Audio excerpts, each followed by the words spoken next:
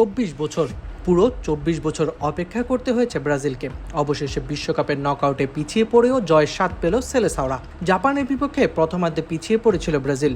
সান্ড্রোর গোলে এগিয়ে যায় জাপান, আর তখনই ফিরে আসে সেই এক দুঃস্বপ্নের পরিসংখ্যান।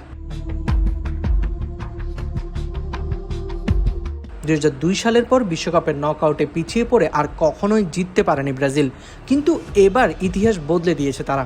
দ্বিতীয়ার্ধে ক্যাসামিরোর দুর্দান্ত গোলে সমতায় ফেরে ব্রাজিল।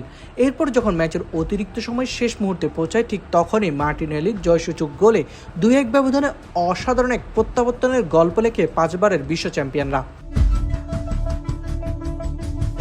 বিশ্বকাপের ইতিহাসে এটি ব্রাজিলের ষষ্ঠ নকআউটের প্রত্যাবর্তনের জয়, আর তাদের 5টি বিশ্বকাপ শিরোপার মধ্যে 2টি এসেছে এমন দুর্দান্ত কামব্যাকের মাধ্যমে। 1958 সালে সুইডেনের বিপক্ষে, 1962 সালে চেকস্লোভাকিয়ার বিপক্ষে 2 ফাইনালে পিছিয়ে পড়েও ট্রফি জিতেছিল ব্রাজিল। সর্বশেষ নকআউটে কামব্যাক এসেছিল 2002 সালের কোয়ার্টার ফাইনালে। সেবার ইংল্যান্ডের বিপক্ষে মাইকেল ওয়েনের গোলে পিছিয়ে পড়ে রিভালদো ও রোনালদিনোর গোলে 2-1 গোলের জয় নিয়ে মাঠ ছাড়ে সেলেসাওরা। এরপর কেটে গেছে প্রায় দীর্ঘ 24 বছর, অবশেষে সেই অপেক্ষার অবসান। তাহলে কি এবার সত্যি হেক্সা মিশন সফল হতে চলেছে? ইতিহাস বলছে ব্রাজিল যখনই নকআউটে এমন ঘুরে দাঁড়ায়, তখনই শিরোপা স্বপ্নটা আরও অবাস্তব মনে হয় না।